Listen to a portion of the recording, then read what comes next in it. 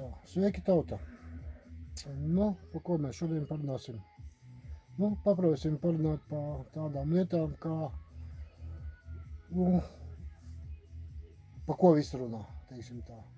Švabras kompānija, ka grib samazināt cilvēci līdz pusmiljārdam. Nu, padomāsim, jā, it kā loģiski, jā, būs roboti, būs 15 minūšu pilsētas, nebūs attēlumi, būs ciparnāvi, būs viss digitāls. Pusmiljārdi ir vieglāk kontrolēt, ja ceļš, ja viņas tos cilvēkus var pārtaisīt, jā, izjaukts pa atomiem, molekulām, salikt apakaļ. Šodien tev vajag sētnieku, rītā tev vajag priekšnieku, neredz problēmas. Cilvēki dzīvos ilgi, tā kā vairoties viņiem absolūti nav obligāti, jā. Tā kā genderisms un tas viss jau strādā visās valstīs. Pie mums arī te cīnās to Stambulas konvenciju, bet tas nav uz ilgu laiku. 100 punktu viņi pieņems līdz galam, jā, un tur viss notiksies. Savādāk Kariņš var nebūtu savus iecienītās finanses. Tas nav tik būtiski. Padomāsim, kā to var izdarīt, jā, kā viņi tur to visu grib veidot. Lai tā cilvēks palikt tik maz. Pārsvarā visu runā par karu. Pirmām kārtām karš neatrisina problēmas. Pandēmija, vīrus, arī neatrisinās problēmas. Būsim reāli. Vīrus var tikai būt paklausības variants un kaut kāda daļa varbūt var aiziet pie dieviem. Jo beigās tas nav atrisinājums, tāpēc, kad, padomājiet paši, pieņemsim rītā no kaut kādām ampūlām, no kaut kādas šļuras, nokrīt 2 miljārdi. Varbūt 3. Kas viņu sabedīs? Kurā vietā? Tad tiešām sāksies īsta pandēmija. Visiem Sibīrijas mēriem un visādām citādām lietām. Tā kā tas atkrīt. Tur nesanāks tā. Tālāk karš. Labi, var uztaisīt vienā vietā karu, uztaisīt otrā vietā, trešā vietā. Pēc idejas arī 3 kari paredzēti. Šitais karš, kurš ir tā nosaukums no kara. Tad pie šitiem te sprogainajiem, tie tur pakurošo, tur it kā vislielākais briestot. Un tad trešais pēdējais Turcija ir kaut ko sakasīšoties. Tā gudri cilvēki pareģo. Kaut gan mūsdienās tiem pareģiem ticēt, arī ir kā ir.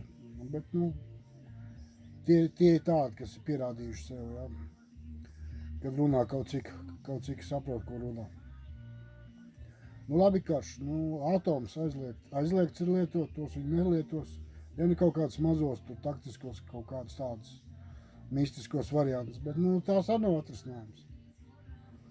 Tātad, kas mēs paliek, loģiskākais, kā radošā sabiedrība baidīja, dabas katastrofas, kontrolējumās, klimatiskie ieroči saucamie. Viņi strādā, uz Turciju pārbaudījām, samērā precīzi.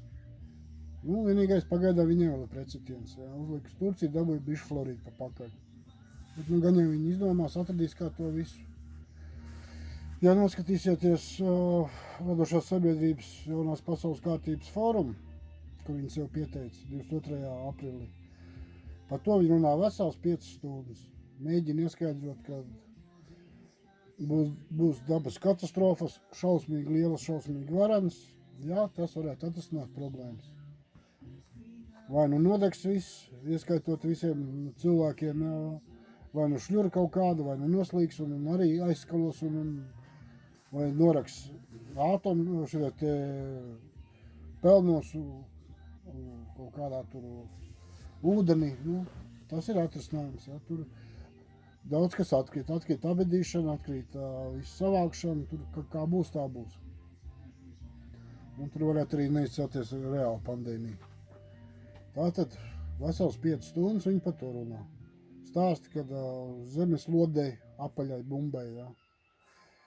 Vidū ir kodols, un kad tur tā magma iet uz augšu, un kad mums ir pāris gadi palikuši.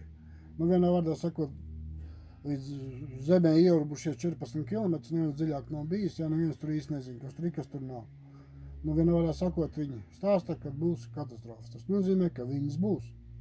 Tikai viņas būs mākslīgas. Tas jau nav būtiski. priekš mums parastiem cilvēkiem mākslīgs vai dabīgs, tas lielu lomu nespēlē. Nu, tā tad mūsu visticamākais samazinās šādā veidā. Un tas būs diezgan ātri. Līdz 26. gadam jau it kā jau jābūt plus mīnus jau skaidram ar to visu pasākumu. Un tad viņi nāks kā glābēji baltā zirgā, jā, un visi savāks vienā čupiņā, kas palikuši, jā, sataisīs pa biorobotiem, saliks veselības kapsulās un viss tur notiksies. Gumijas zābaku pārtaisīs pa lašu filei. Tā kā pārtiks problēmas vispār nebūs, tieši tāpēc iznīcina lauksaimniecību tagad, jā. Himtrēli viss nāk no gaisa, jā. Atrod vistas gripas, jā, pa visu pasauli, sašķūrē miljoniem olu, noroku. Vienā varētu sakot, tā es mākslīgo bādu. Nu, to viņi uztaisīs. Tur nav varianti, jo es neredzu pilnīgi neko, kāpēc, lai viņiem kaut kas neizdotos. Jo viss pagaidām tur viss notiek. Tikai tādi gudrīši bļaustās, kad, kā lai pasaka, blogeri, jā, kad, tas viņiem nesanāca, pandēmija nesanāca. Visiem nesanāca. Vēl neaizmirstiet, ka 5G nav sākuši rītīgi strādāt. Tā kā viņas ieslēgs, tad jau manīs, kas tur būs tām potēm īsti, kas tur nebūs. Kaut gan man pārliecība tāda, ka tās potas labi, ja bija 10% īstās. Jo reāli saražot viņas nevar sapildīt un nopotēt, tas bišķi pāri. Protams, viņas jau nestāvēja kaut kur jau gadiem tika taisīts un nestāvēja kaut kādās tur, teiksim, noliktavās un gaidīja savu kārtu, jo jau 75. gadā jau runāja fórumos par pandēmiju. Tagad viņiem tas viss iznāk un viss viņiem notiek, vienā vārdā sakot. Un es domāju, ka mēs drīz to redzēsim, jutīsim. Pagaidām neviens nerunā par tādu vadošo sabiedrību. Jā. 100 vadošie pasaules blogeri viņi nav pieminējuši. Es domāju, ka nav īstais laiks, nav dots vēl pavēle par to runāt. Vienīgais cepuri nost, jā, mūsu paši Ivo Puriņš. Tas, jā, aizdomājās. Arī varēja saprast, ka viņš nav noskatījies visu, viņam nav laika. Un tieši to viņi arī dara, jo viņiem vajadzīga mūsu piekrišana. Viņi uzliek 12 stundas, 11 kopējām, jā, kurš normāls cilvēks viņu var nostīties. Pastāst tā, pa kaut kādiem gabaliņiem un visu. Viņi sevi pieteikuši, neviens pētījumi neklapo, viss ir kārtībā. Pienāks viens brīdis, kad viņi tiks reklamēti visos stūros. Tā kā viņa rīcībā ir viss. Viņi pilnīgi skaidri un gaiši parādīja, ka ir anomasoni. Bet tur tāds interesants variants bija, kad anomasoni principā viss bija melnādainie. Kaut kā interesanti. Pirmais pats fakts jau, ka anomasoni, jā. Ir zem viņiem, Vatikāns ir zem viņiem. Viņi jau viss parādīja, viss reliģijas, jā. Viņi pilnībā viss parāda, ka viņi ir saimnieki šajā pasaulē. Kas viņi tādi ir, to neviens nezina. Jo tā, es saku, tās fórums tur ļoti daudz bija galogrammasā un tāds ļoti, ļoti augstā līmenī uztaisīts. Tātad visticamākais, ka mūs sagaida tuvākajā nākotnē ļoti liels katastrofas, nopietnas katastrofas. Lielākā daļa cilvēks aizies bojā, jo es īsti neredzu, kā viņi var panākt to savu 500 miljārdu plānoto. Protams, 15 minūšu pilsētas un ciparu nauda būs ātrāk, mēģinās viņi tur kaut ko darīt. Bet tas būs haoss sākums precīzāk. Cietīs, man liekas, pirmā būs kaut kas ar Ameriku, vai tik nebūs pirmā, jā, jo viņiem vajag lielās valsts, vai Krievija, vai Amerika, vai Kanāda. Kaut kas aizies tās pa pieskaru. Jo viņiem mazajām nesāks, jo viņi paprēvēja sākt ar mazajām, ar Nigēriju. Ciparu naudu tur neizgāja cauri, jā, mēs tur smejamies, kas ir Nigērija. Un Nigērijā pārsvarā visu to ciparu naudas pārgāja uz bitkoiniem.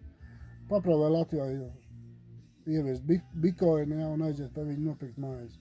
Nigērijā tā bija normāla lieta.